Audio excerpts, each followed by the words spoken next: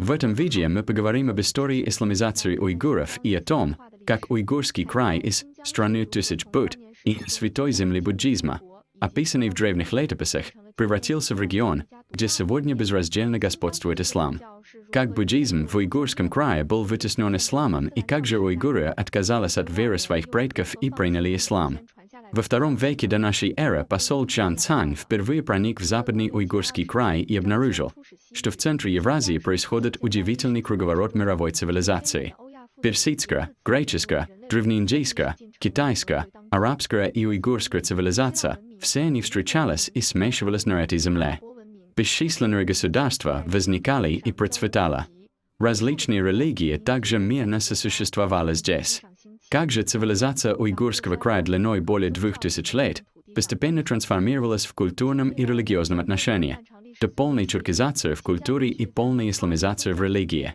Современный уйгурский край, по сравнению с тем, что было 2000 лет назад, пережил колоссальные цивилизационные изменения. Буддийская цивилизация древнего уйгурского края, некогда процветавшая и блиставшая, полностью исчезла. Между современной уйгурской и древней уйгурской цивилизацией есть преемственность на цивилизационном уровне, но почти не осталось на религиозном. В конце концов, уйгурская доисламская цивилизация и древняя тахарская буддийская цивилизация трансформировалась в современную уйгурскую исламскую. Уйгурская автономия, сегодня изобилующая мечетями, в истории была процветающим буддийским краем, страной тысяч Будд. Даже в Китае буддизм проник через уйгурский край. Монахи в Китае считали уйгурский край малым западным раем и второй родиной буддизма. Очевидно, что ислам не был изначальной верой уйгуров. Так, почему и как буддизм в итоге исчез? Начиная с X века, ислам проникал в уйгурский край и потратил около 6 столетий, чтобы вытеснить буддизм. Этот процесс сопровождался джихадом, войнами и жестоким государственным насилием. В I веке до нашей эры буддизм проник в район Хотана по южному маршруту Шелкового пути. При поддержке хотанского царя буддизм быстро укоренился, а затем по северному маршруту Шелкового пути распространился в районы Кашгара и Кучи и в конечном итоге достиг всех уголков уйгурского края. В то время в уйгурском крае существовало несколько десятков государств-фазисов. Они воевали друг с другом, что приводило к разрушению экономики и социальной нестабильности, усугубляя страдания простого народа. Буддизм, который призывал верующих терпеть и подчиняться, подавлять желания и обиды, надеяться на будущее перерождение, быстро получил признание у правителей. Они надеялись с помощью этой новой религии сохранить свое господство. А бедные люди также возлагали надежду на веру в Будду и изменение своей судьбы и избавление от страданий. Поэтому буддизм получил широкое признание как у знати, так и у бедняков. Число верующих росло, сформировалось несколько буддийских центров, таких как Хотан, Куча и Кашгар. Буддизм постепенно вытеснил шаманизм и зороастризм и стал основной религией. В III-VI веках буддизм в уйгурском крае вступил в период своего расцвета. Почти все население поголовно исповедовало буддизм. Расцвет буддизма в уйгурском крае в этот период многократно зафиксирован в хрониках Цзиньшу и Вэйшу. Монахи из Китая, идя в Индию за сутрами, так описывали состояние буддизма в западном уйгурском крае. Страна благоустроена, народ счастлив, жители добродетельны, все почитают закон Будда и в радости Дхурмы находят друг друга. Монахов Махаяна насчитывается десятки тысяч, все соблюдают обеты. Люди в Хотана, где бы ни жили, перед каждым домом воздвигают небольшие ступы. Самые маленькие могут быть высотой 6 метров. Повсюду строят монашеские кельи и снабжают странствующих монахов всем необходимым. Дипломат Сунь Юн и монах Хуэй Шен, проезжая через уйгурский край, оставили свои подробные описания, из которых видно, что в оазисах уйгурского края повсюду стояли буддийские храмы. Монахов было множество, религиозные мероприятия проводились в огромных масштабах. Изучение буддийской философии и перевод сутр в уйгурском крае были очень активны. Достигнув высокого уровня, появилось множество известных буддийских учителей и мастеров перевода, таких как Кумараджава. С расцветом буддизма государство начало вести масштабное строительство, возводить храмы и ступы, высекать буддийские пещеры, строить святилища. Это потребляло огромные средства и усиливало налоговое бремя народа. Цзинь Шу, Сычжуан, свидетельствует, только в небольшом государстве Куча насчитывалось более 1000 храмов. С 5-6 века в Уйгурском крае начинается создание пещер Тысячи Будд, что требовало огромных людских и материальных ресурсов. Это бремя ложилось на плечи бедных слоев населения, искренне веровавших в буддизм. В то же время повсюду появлялось многочисленное паразитическое монашеское сословие, не занимаясь производством и не платя налогов. В VII веке в Кашгаре и Хатане насчитывалось до десятков тысяч монахов, что в несколько раз превышало даже численность армии. Сюань Цзан писал о Куче: «От государя до слуг и приближенных все отказываются от мирских благ, соблюдают посты и обеда, внимают учения, слушают проповеди, могут забывать о сне и пище». Начиная с VII века буддизм в Уйгурском крае постепенно начал затухать. Монах Сюань Цзан отмечал, что буддизм, хотя все еще занимал господствующее положение, но его процветание уже не было прежним. В Хатане раньше было десятки тысяч монахов, а стало около 5000. В Куче осталось около сотни храмов. А вот в Кашгаре число монахов увеличилось. Вдобавок, с конца V по начало VII века Жужаны, Эфталита и западнотюркский каганат постоянно совершали набеги на Уйгурский край. Часто происходила захватническая война. Война приводила к серьезному разрушению экономики. А подлинным началом конца буддизма стало проникновение ислама. В середине VII века арабские войска, двигаясь на восток и уничтожив персидскую династию сасанидов, на некоторое время продвинулись до Афганистана, Пакистана, Северной Индии и региона Мавераннахра, Междуречья, Центральной Азии. Поначалу главной целью продвижения арабских войск на восток был грабеж богатств. Они активно не насаждали ислам в Центральной Азии. С течением времени, чтобы укрепить свое господство в регионе, арабы начали использовать военную силу или экономические меры, такие как налоги, принуждая местных жителей принимать ислам. Однако поначалу эти методы принудительной проповеди не давали хороших результатов. Местное население не проявляло особого интереса к исламу. А последующая исламизация Центральной Азии в значительной степени была заслугой мудрости и такта суфийских проповедников. Согласно историческим источникам, суфии не вели активной проповеди среди местных жителей, не стремились специально пропагандировать идеи о попадании в рай после смерти, и тем более не запугивали их священной войной. Напротив, в процессе проповеди они больше склонялись к разъяснению понятий греха и пугающего ада. Причина проста. Во многих местных религиях Центральной Азии было множество концепций, связанных с адом и грехом.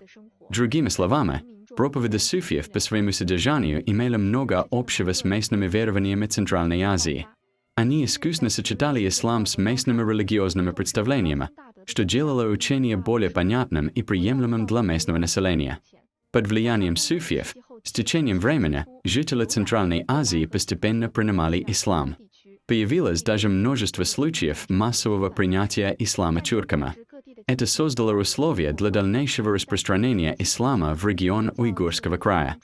В 840 году в Уйгурском каганате из-за многолетней засухи в монгольской степи и наступившей мировой язвы и голода началась ожесточенная междоусобная война.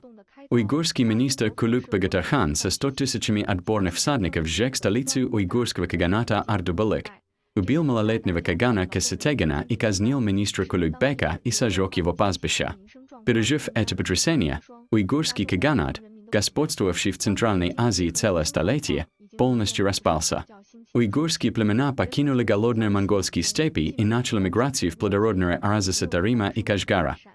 Около 150 000 уйгуров мигрировали на запад, в Кашгар и Аксу.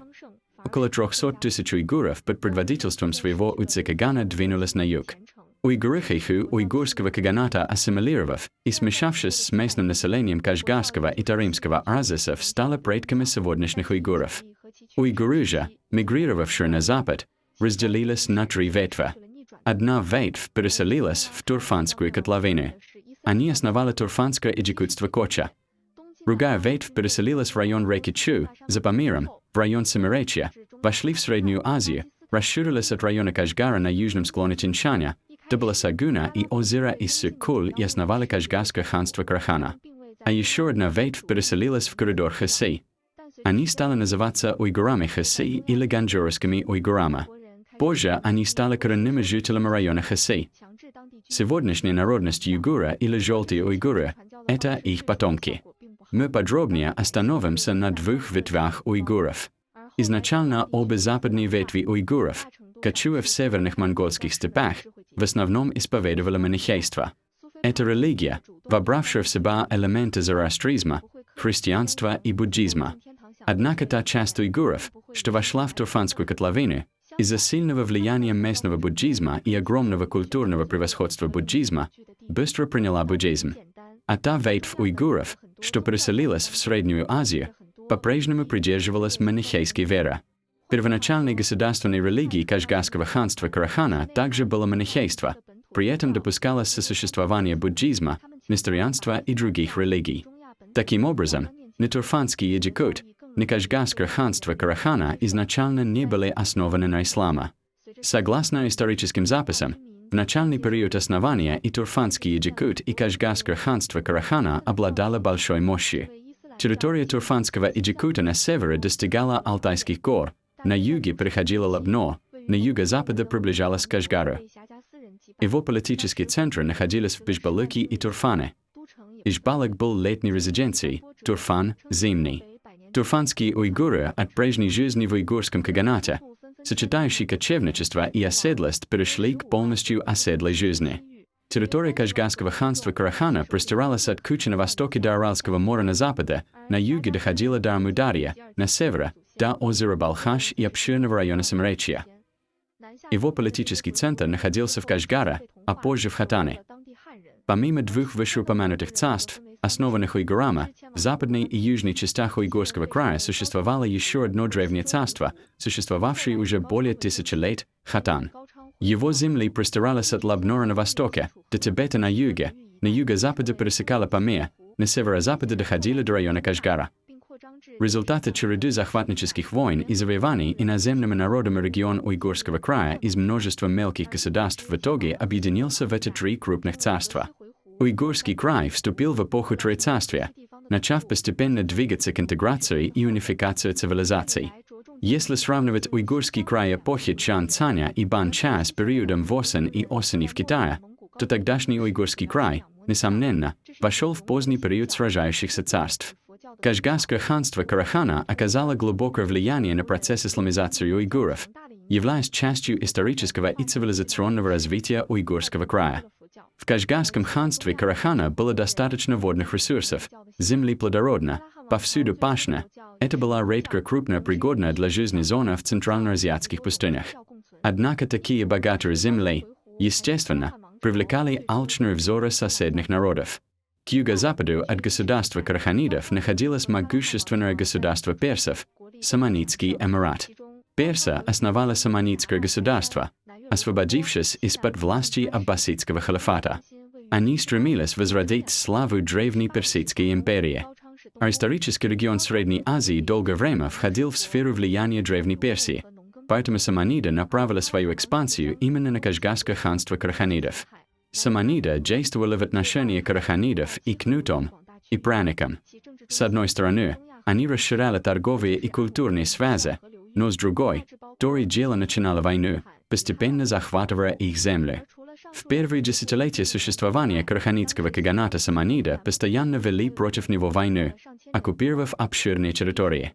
В 893 году саманиды под предводительством Исмаила Самани захватили Талас. Правитель Таласа, Агулчак-хан, бежал в столицу Кашгар. Однако вскоре в саманидском государстве началась междоусобица. Проигравший борьбу за престол принц Насар ибн Мансур бежал в Кашгар и попросил убежища у Агулчак-хана. Агулчак-хан, возможно, желая использовать внутреннее противоречие саманидов, неожиданно позволил этому враждебному принцу остаться в Кашгаре и даже назначил его правителем района Атуш. А сам Насар был очень набожным мусульманином. Когда он понял, что надежда вернуться и занять трон нет, он сосредоточил все свои усилия на распространении ислама в Кашгаре. Важно отметить, что уйгурские правители караханидов крайне не любили и даже враждебно относились к исламу. Причина проста. Именно саманиды под знаменем ислама вели против них череду священных войн, из-за чего они потеряли обширные земли. Поэтому они не только строго запрещали распространение ислама в Кашгарском ханстве, но и запрещали подданным принимать ислам. Поворотный момент наступил после прибытия персидского принца Насра. Асар быстро завоевал доверие Гулчака. Используя это доверие, он попросил у Гулчака участок земли размером с бычью шкуру, чтобы иметь возможность молиться на ней Аллаху. Гулчак хан, хотя поначалу и колебался, не устоял перед настойчивыми уговорами Насра и в итоге согласился на его просьбу. Но Гулчак никак не ожидал, что Наср, хитро обмануть его и получив согласие, немедленно вернется в Атуш, выберет самого крупного быка и зарежет его, затем прикажет разрезать содранную шкуру на самые тонкие полоски, соединить эти полоски и огородить ими большой участок земли и построить на нем огромную мечеть. Это и есть сегодняшняя сохранившаяся большая мечеть в Атуше в уйгурской автономии и первая мечеть в истории уйгурского края. С этого момента ислам начал укореняться и распространяться в уйгурском крае. В то же время Наср также обратил в ислам одного из важных членов королевской семьи Кашгарского ханства Карханидов. Это был Сатук-Бугра-хан, сын Базира Арслан-Кагана, который погиб, когда Сатуку было всего 6 лет. Его брат, Гулчак-хан, усыновил племянника и женился на его матери, вдове Базир Арслан-Кагана. Наср подружился с молодым Сатуком и убедил его принять ислам в 12 лет. Сатук долго скрывал свою новую веру от приемного отца и родной матери, но убеждал своих друзей тоже принять ислам. Когда до Гулчак-Кагана дошли слухи, что Сатук принял ислам, он по совету его родной матери потребовал, чтобы Сатук построил храм Тенгри и доказал, что он не предал веру предков. Наср посоветовал Сатуку притвориться, что строит храм, а тем временем ему выдали фетву на убийство отца. Сатук убил приемного отца Гулчак-Кагана и захватил власть в Кашгаре. Вот так, обманом и отцеубийством ислам начал насаждаться в уйгурском крае. Сатук-Бугра-хан насильно ввел ислам в Кашгарском уйгурском ханстве и объявил джихад другим уйгурским государствам – Хатану и Турфану, в которых почитали веру предков, Тенгри, манихейство, несторианство и буддизм.